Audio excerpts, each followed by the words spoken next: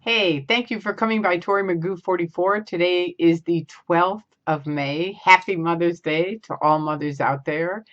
And to anyone who has a mother, I hope you'll call your mothers and wish them happy Mother's Day. Um, I wanted to make a short video about what basically happens in Scientology on Mother's Day in the various different, all the different rainbows of it. So we'll start with the Sea Org. If you're in the Sea Org on Sunday, they're probably on post most of the day. Many of them will not call their parents because they are disconnected from them. Or they just have moved way far away from them because their parents aren't really excited about Scientology, so why bother? Or they might be sick, so they consider them downstat, so forget it. There are some Sea Org members who do care about their parents and they do call them. And those guys, if you're watching this, I think that's a good thing. Staff, same kind of thing. If they have a relationship with their parents, they'll call them. They might even get together with them because remember, staff they work Monday to Friday in the day, or they work nights and weekends. And Mother's Day's on Sunday. So unless they work nights and weekends, they have the time off and they could meet with their parents. And if you're a staff member and you see this, I hope you do get with your mother. So there you go on that.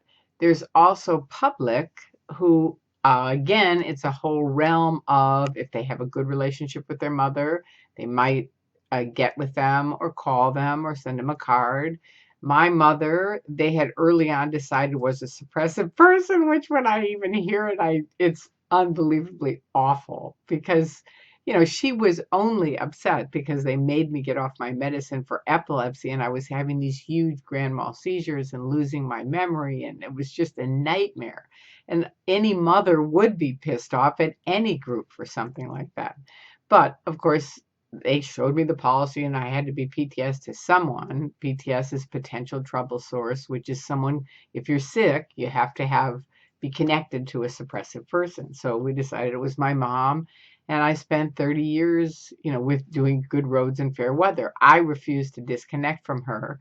And back in the old days, Hubbard, that was one thing that was different than Miscavige, because Hubbard had really, the policy was you should do good roads, fair weather, try to handle it.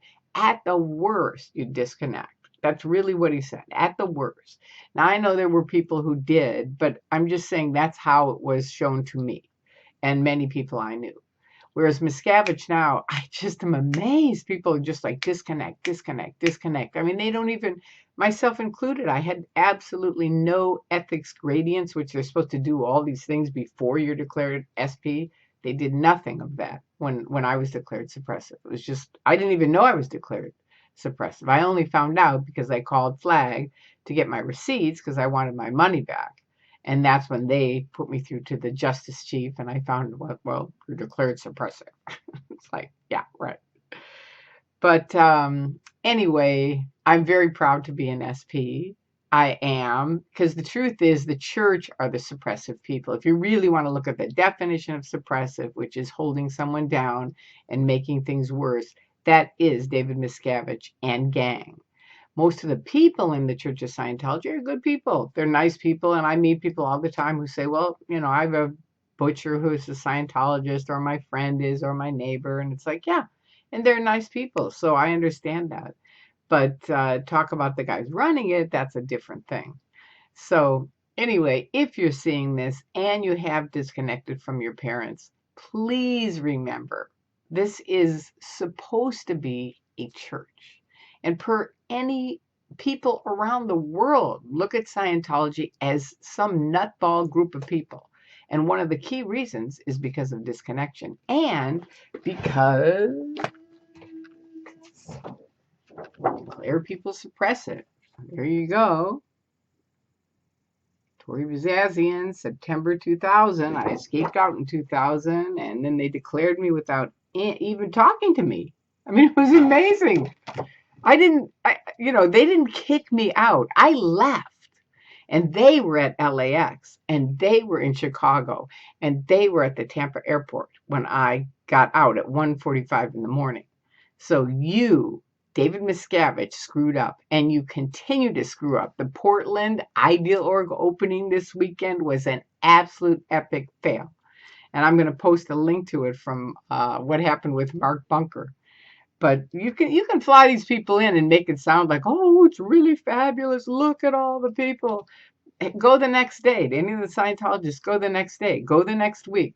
Keep looking at it because they're empty. Almost all the ideal orgs around here, not even almost, all of them are empty. They have like 3, maybe 4 people at the most. So that isn't really working, is it? So I don't know what Miscavige is doing, but he's a knucklehead. So there you go. For all the mothers, I love you and I wish you happy Mother's Day. And thank you to everyone who has supported all of us. I cannot thank you enough. And to my son, I love you. Oh, you make my day every single day. All right. Peace out. Bye.